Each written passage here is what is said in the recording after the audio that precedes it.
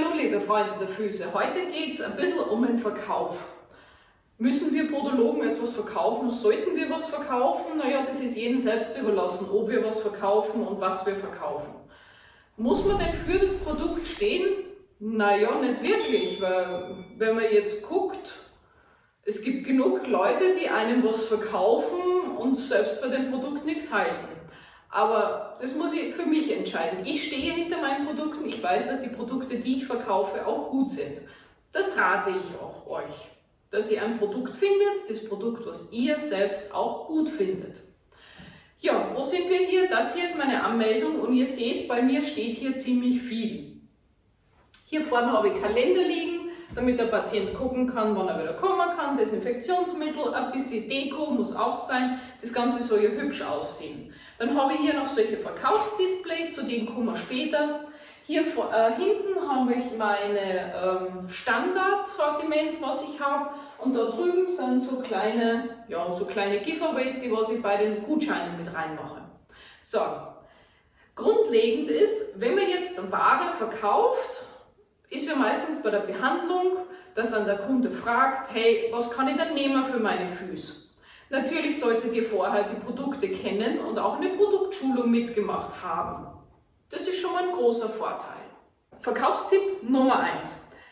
Habt die Displays oder eure Verkaufsware in der Nähe, wo der Patient warten muss.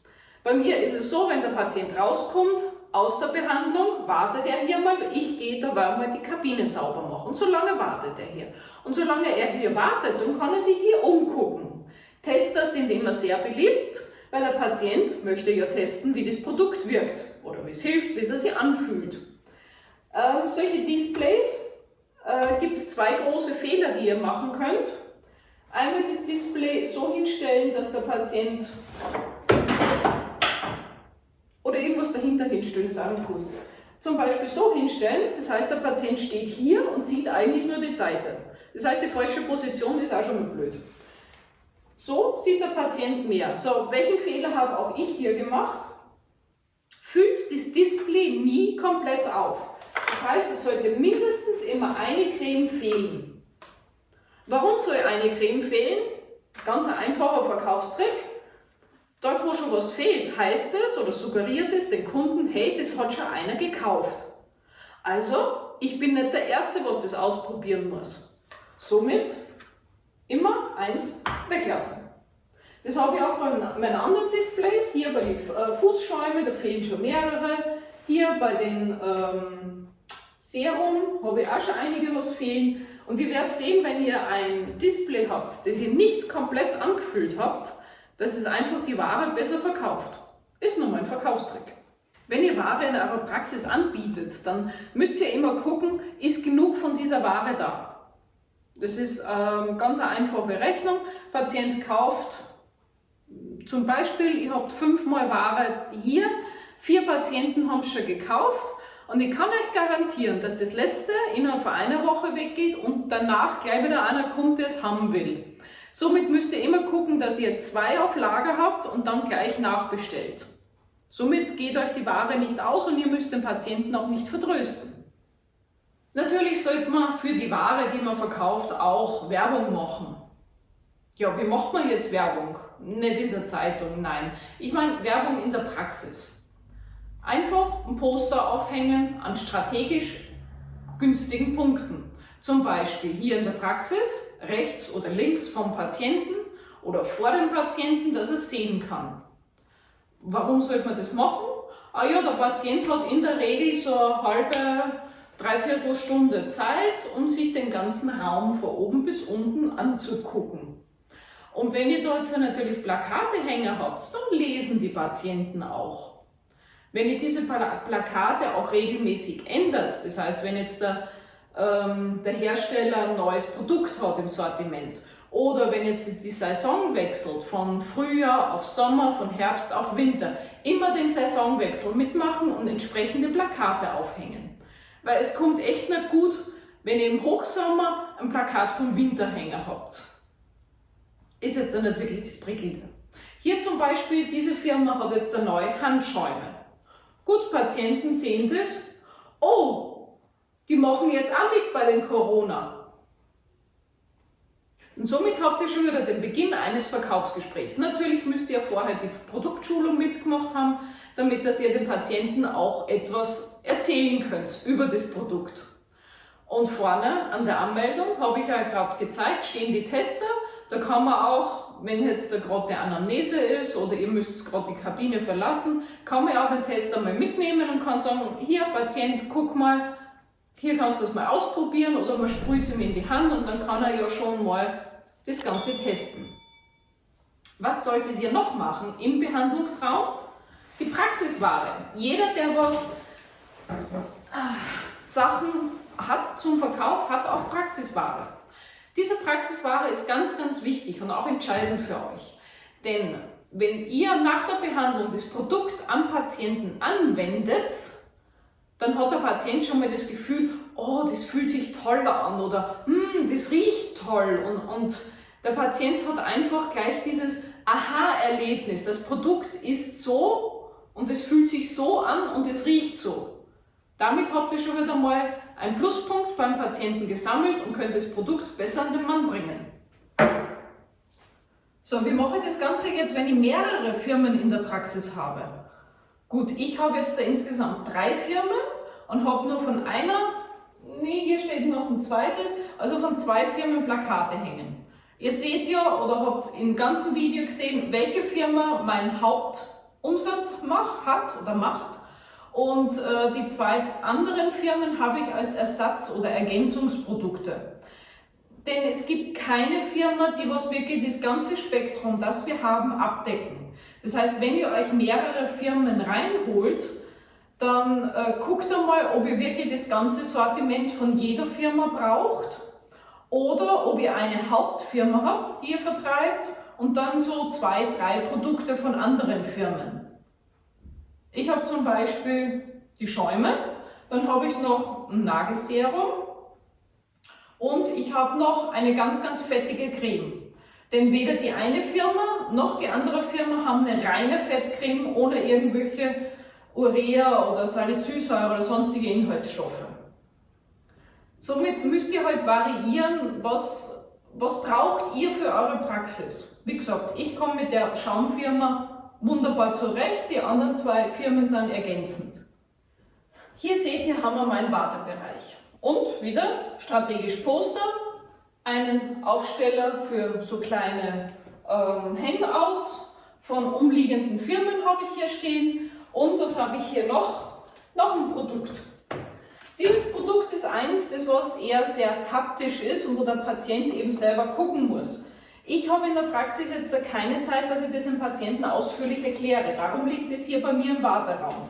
Der Patient kann das rausnehmen, kann sie dann durchgucken, die fühlen sich so an und die gucken so aus.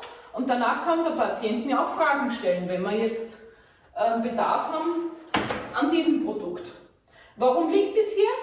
Ganz einfach, der Patient muss hier warten, Zeitschriften dürfen wir nicht mehr ausliegen. Wenn Corona vorbei ist, kommen auch die Zeitschriften wieder her und der Patient kann hier schon mal gucken, hey, da gibt es ein gutes Produkt, was für meine Füße toll ist. Hier der ganze Ständer von den Firmen, die was jetzt hier in der Gegend sind, da habe ich jetzt nicht Firma XY, sondern wirklich auf Gesundheit abgestimmt. Zum Beispiel Pflegedienste habe ich hier, Informationen über Diabetes habe ich da, dann das Fußnetz habe ich drinnen und auch die Dia-Engel. Also alles, was in meinem Bereich ist. Es nützt mir jetzt nichts, wenn ich jetzt hier irgendwelche Informationen hätte von einem Spendler. Zum Beispiel. Kann man machen, aber wir sind ja hier eher auf Gesundheit bedacht.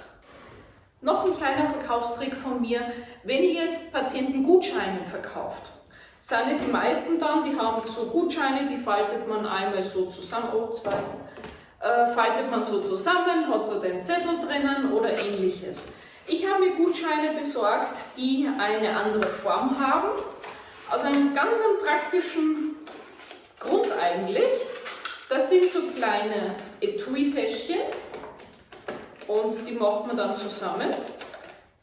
Und das Praktische an diesen Etui-Täschchen ist, dass derjenige, der einen Gutschein kauft, gleich ein kleines Mini-Schäumchen dazu kriegt, das hier wunderbar reinpasst Und somit hat der Patient, der beschenkt wurde, nicht nur die Fußbehandlung, sondern auch gleich ein Pflegeprodukt mit dabei.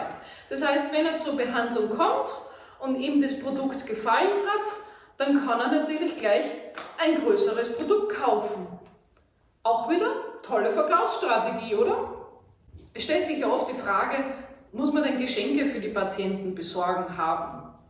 Meine Patienten kriegen einmal im Jahr ein Geschenk. Zu Weihnachten gibt es diese kleinen Weihnachtsminis.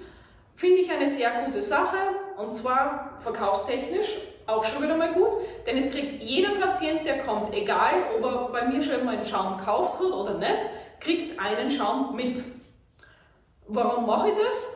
Das nächste Mal, wenn er wieder kommt und er hat es auch eingecremt, seine Füße damit, und er sagt, hey, der Schaum ist super, dann kann er gleich eine größere Ware kaufen. Somit haben wir da schon wieder mal das nächste Argument. Wer jetzt da meint, seinem Patienten zu Weihnachten, zu Ostern, zu Geburtstag etwas zu schenken, es ist in jedem selbst überlassen, aber ich finde, einmal im Jahr reicht. Wenn ihr jetzt Patienten habt, mit denen ihr in der Behandlung sitzt und ihr müsst oder solltet ja mit dem Patienten ein Gespräch anfangen und es kommt dann mal so zum Flow, dass das Ganze in einem tollen Verkaufsgespräch ist und dann kommt der Preis. Dann fragen ja meistens die Patienten schon, wie teuer ist das? Dann verratet den Preis nicht gleich, sondern verkauft ihnen den Wert. Zum Beispiel,